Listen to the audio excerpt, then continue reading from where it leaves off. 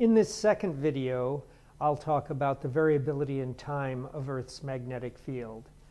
Okay, let's go.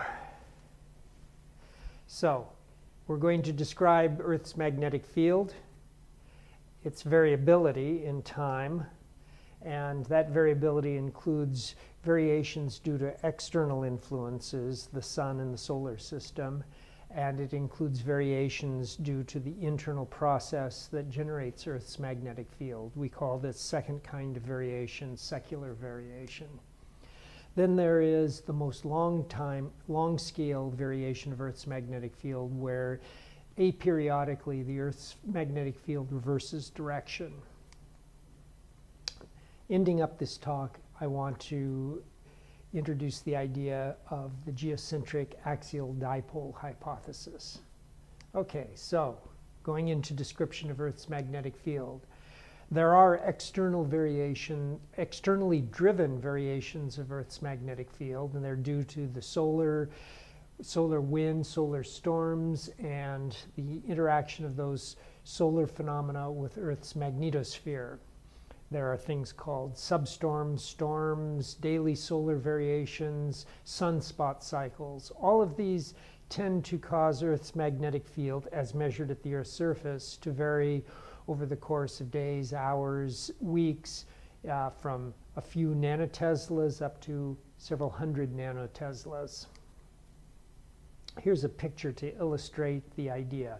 You have Earth's magnetic field here embedded in a solar environment. There is a constant flow of particles from the sun. They strike the Earth's magnetic field and drag it around into a long magnetospheric tail. That dragging out varies in time as the intensity of the solar wind varies, and as it wiggles around, it ends up affecting the magnetic field at Earth's surface. Here are some images taken from a polar satellite looking down on the North Pole, and what you see highlighted in the warm colors are auroral activities, and in the red color there are intense auroras due to intense bombardment of particles coming down magnetic lines of force. And all of this is to show that over just a period of hours, there are strong changes in Earth's magnetic field associated with these solar phenomena. Okay, we're not going to talk anymore about external influences. We'll want to focus on internal variations, the internal variations known as secular variations. So the Earth's magnetic field intensity is varying, and in fact, over the last 100 years, it's decreased by about 5%. Then there's the changes of the declination and inclination as measured at any point on the Earth's surface, which is due to the movement of the geomagnetic poles. We'll call those GMPs for geomagnetic pole. Finally, we need to consider the reversal chronology. How often and at what times has the Earth's magnetic field reversed its direction? So here is a picture of contours. And what have we contoured? Well, we've contoured non-dipole part of the field. So you take the entire Earth magnetic field and you subtract off the magnetic field due to that dipping dipole, the dipole that is inclined by 11 degrees from Earth's rotational axis. Then on here we have plotted just the amplitude of the vertical component of that non-dipole field. It's an interesting thing to plot. You'll see that, remember, the total intensity of Earth's magnetic field is measured from about 30,000 nanoteslas to 70,000 nanotesla. You see contours here going plus or minus about 20,000 nanoteslas. And we see closed contours. We have valleys and hills. Notice over Asia that there is a high range of non-dipole field going up to above 16,000 nanoteslas. Yeah, these contours are in thousands of nanoteslas.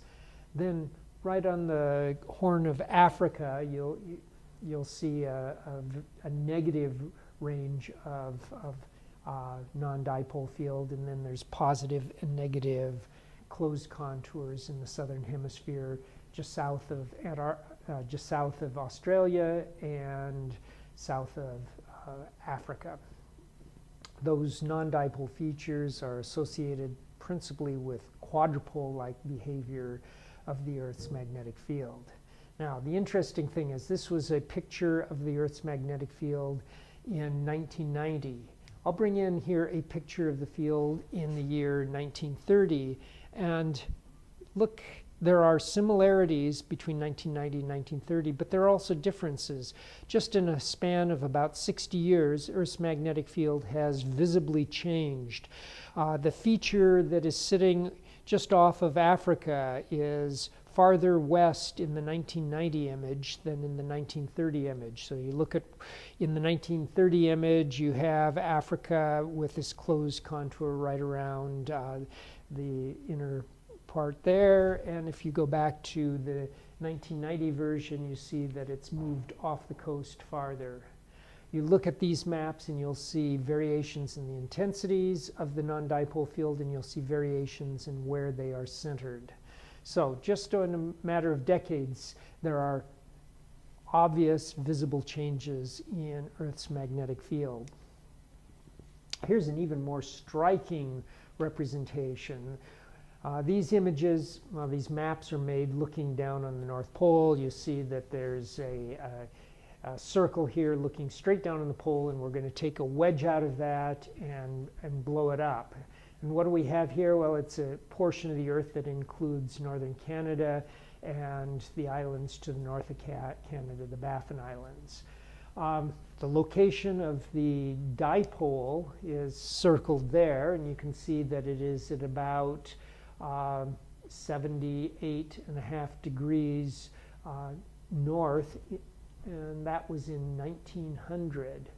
Now, between 1900 and 2010, the location of the dipole axis, the point where the best fitting dipole comes to the Earth's surface, moved from 78 degrees north to almost 80 degrees north. So there's been a shift of over a degree in the last 100 years.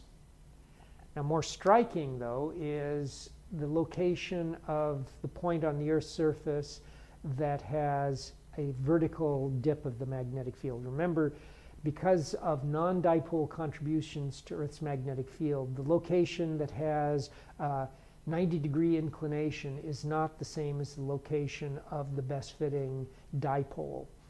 So in 1900, the location on Earth's surface where a compass needle wanted to point straight down was just off of the north of mainland Canada.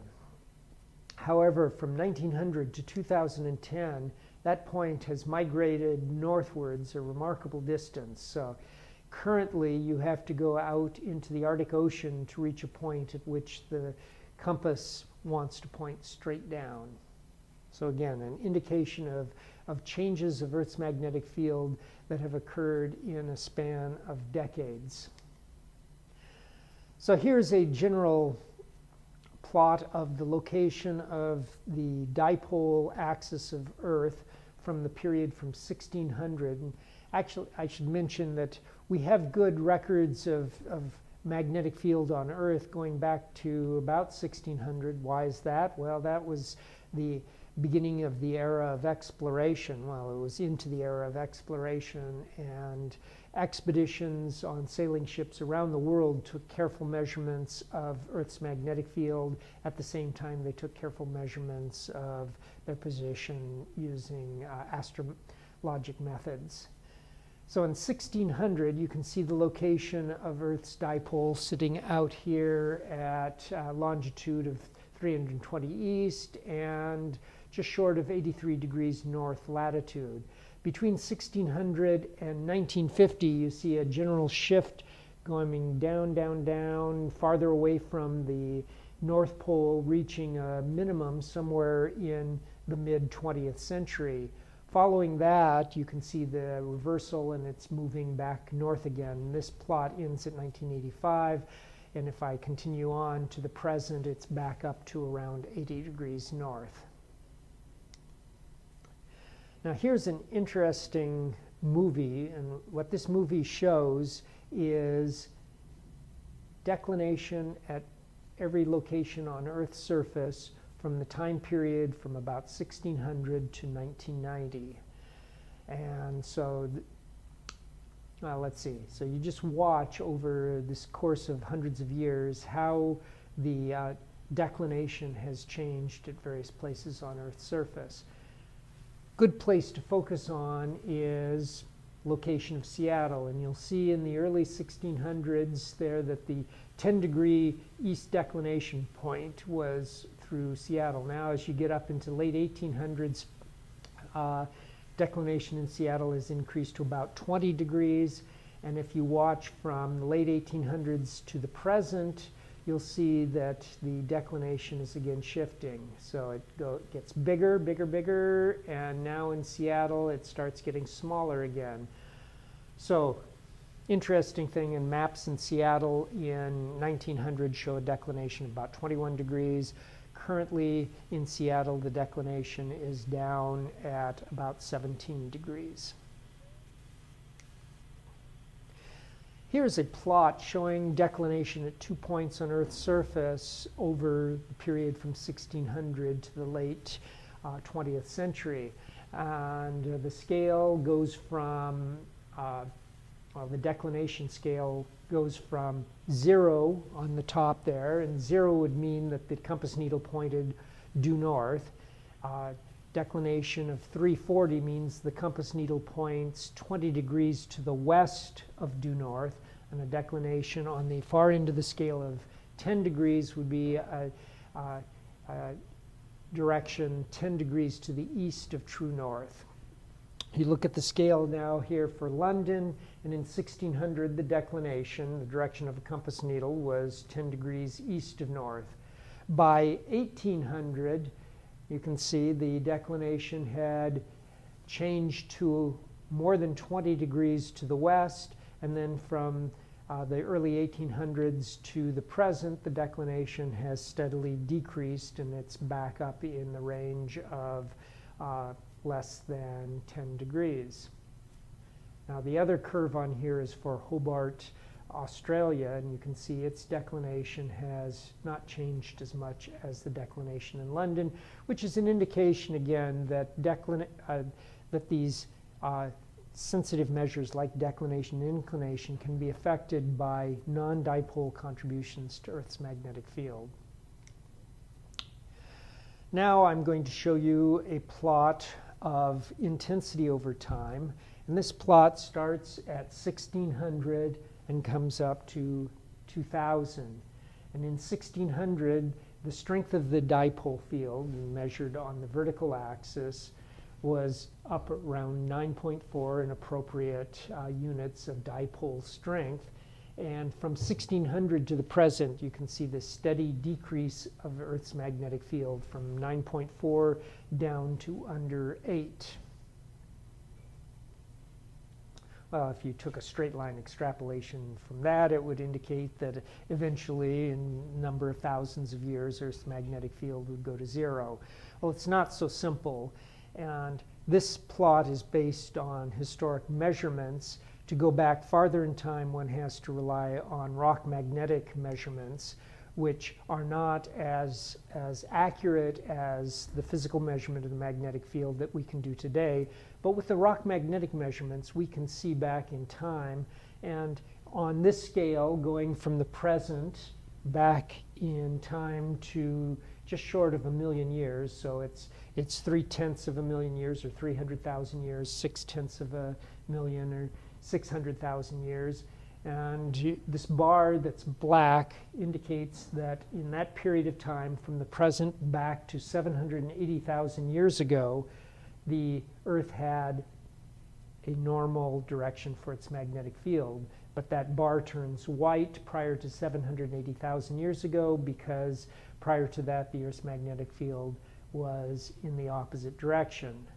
Now, the upper plot on here with all the wiggles is showing variations of the strength of the magnetic field over time.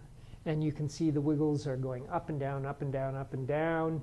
And in the most recent period over the last few thousands of years, there's a general decrease in the intensity. However, before that, there's a period of increase, decrease. You see it just oscillating around, always around a value not far different from the current strength of Earth's magnetic field. However, as you go back to the point at which the Earth's magnetic field reversed, you see that there was a very striking decrease in the strength of the magnetic field, that it dropped below that horizontal dashed line, which is indicated to be a threshold point. Below that, there's a possibility of Earth's field flipping, and in fact, 780,000 years ago, it did flip. So that brings us to our final slide in this presentation, which is a representation of the chronology of Earth's magnetic field flipping over the last 180 million years. So dark periods on this bar chart represent periods of normal direction of the magnetic field, normal based on what we see, which direction a compass needle points. The white sections represent periods in which the magnetic field was reversed. You'll see a time scale from the present, 0, back to 80 million years at the bottom, and then from 80 million years back to 180 million years on the far right. Now, as you come down this reversal scale from the present, you'll see that there's fairly rapid flipping of the magnetic field. It flips on time scales of less than 1 million years. There are a whole bunch of flips in the period going back 10 million years. But as you go farther and farther back, it seems as if the Earth's magnetic field stayed in one polarity for a longer period of time, and those periods of stability in one polarity gets longer and longer until about 80 some million years ago, you'll see a period in which the Earth's magnetic field stayed in the same polarity for, well, let's see, from 80 some million years to 125 million years. That's a 40 million year stretch of the same polarity. Then prior to that, there's again a change of flipping direction in the earlier period back to the earliest part of this record. So the takeaway is that the Earth's magnetic field changes its polarity. It changes it in an irregular fashion. There's no easily discernible cycle here. And in fact, the rate at which it flips can change over geologic time, measured in hundreds of millions of years. That brings me to my last subject of this talk, which is the geocentric axial dipole hypothesis. As we've seen, Earth's magnetic field at the present time is about 80% dipole-like, but that dipole is inclined relative to the Earth's rotational axis. However, the idea is that when you average Earth's magnetic field over a sufficiently long period of time, the field in the average appears to be adequately represented by a dipole magnetic source at Earth's center, and this dipole source is aligned with Earth's rotational axis. So that's the idea. It's never instantaneously a pure dipole, and it's not instantaneously aligned with the rotation axis. But if you average it over some period of time, it appears to be dipole-like and centered on the axis. So we call that geocentric axial dipole hypothesis. So what's a sufficiently long time to average the field? Well, there's no single answer to this, and it's something that's debated in the science literature, but it's often taken to be some thousands of years. You need a record of a few thousands of years, but certainly less than the period over which there are longer-term changes like reversals. So that brings me to the end of my discussion of the time variation of Earth's magnetic field. Coming up next, I want to talk to you about how the Earth's magnetic forms.